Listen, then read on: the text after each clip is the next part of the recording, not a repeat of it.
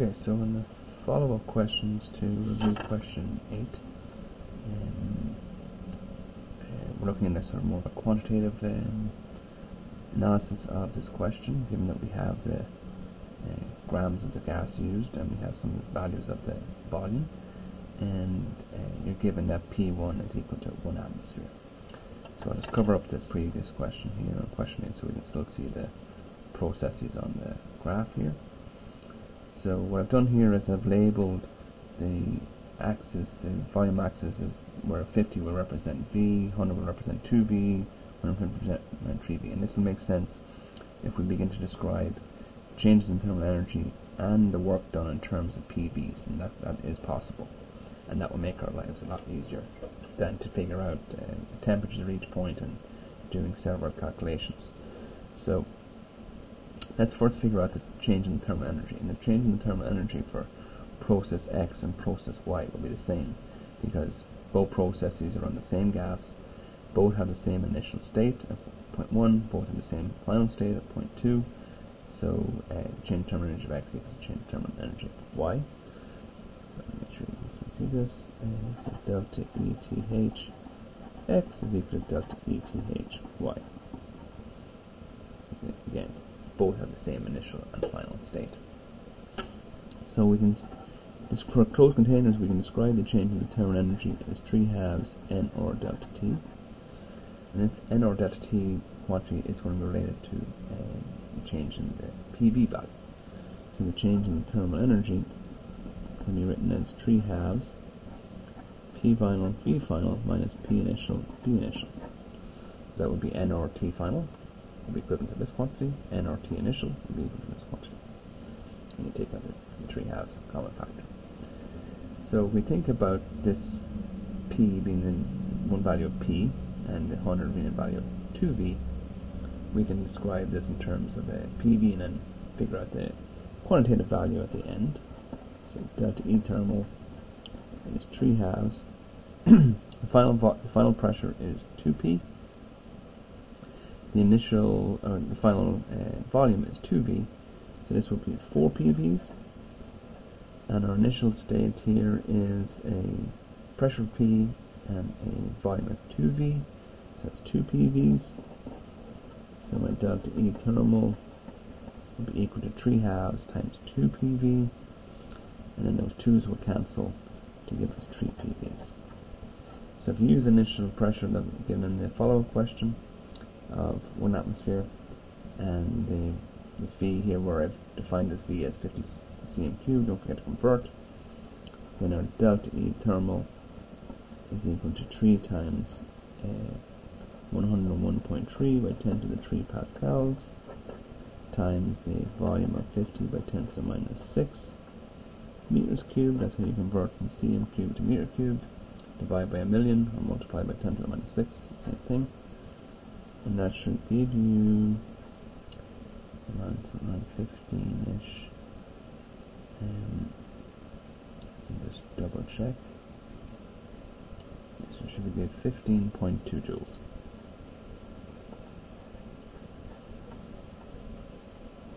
Or 15 joules, two same things.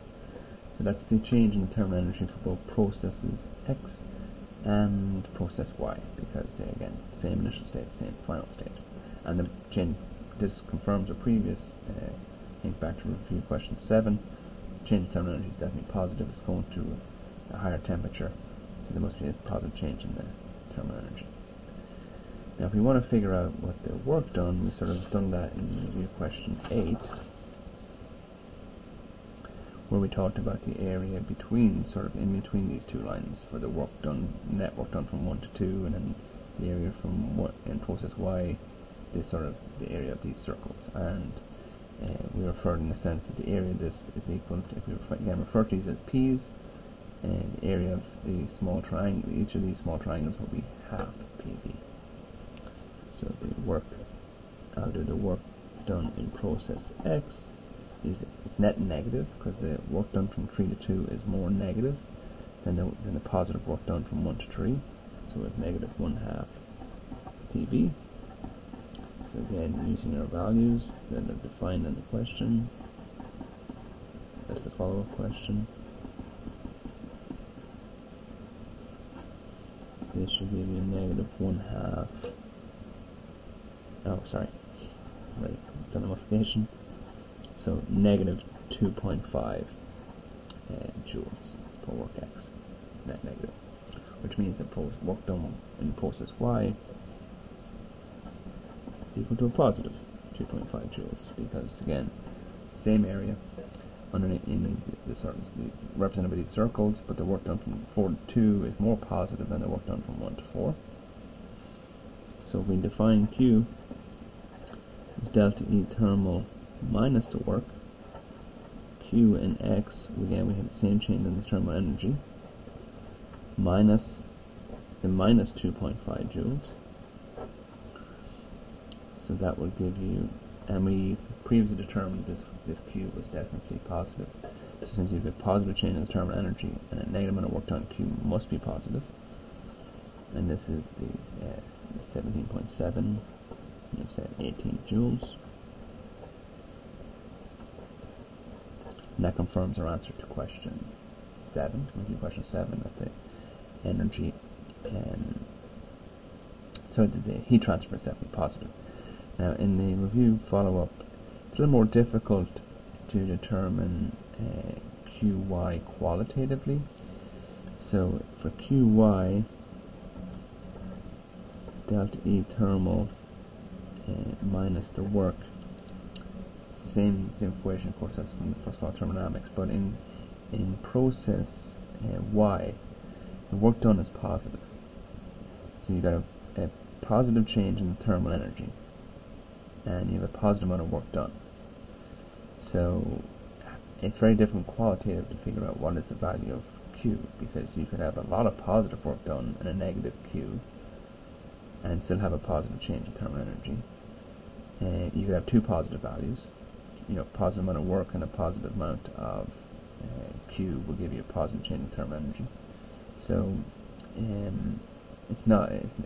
without doing the quantitative values, it's not possible to figure out the sign of Q in process Y qualitatively. Again, because both the work and the work and the delta E thermal are positive. So you have to sort of figure out what the relationship is here. But from doing this, we'll see that the Q actually has a much larger value than the work. So the change in the thermal energy is still the same for process Y, but the work done in process Y was 2.5. So our end result here is that 12.7 is that the work done in process Y is pretty small in comparison to the change in thermal energy. So about 1/5ish, and less than 1/5, and so that means that the Q must contribute the rest in order to have a large positive change in the thermal energy. So the work contributes some positive change in energy during the sort of more positive work done from 4 to 2, and then there must be a positive amount of thermal energy transferred through a thermal interaction in the Q. So these would be our values of QY. It's less than that in QX, because in QX has to overcome that negative work, where in process Y, both the work and the Q are both positive in that case. So it should be a good review. These are types of follow-up questions you can challenge yourself with your study partners. And you could you change the question, instead of doing 1 to 3 to 2, you could do what would your answers look like for 3 to 2 to 4 versus 3 to 1 to 4. And maybe you'd want to do half of the cycle. These are just ways in which you could challenge yourself and change the pressures, change the amount of the gas, and sort of create extra questions for review.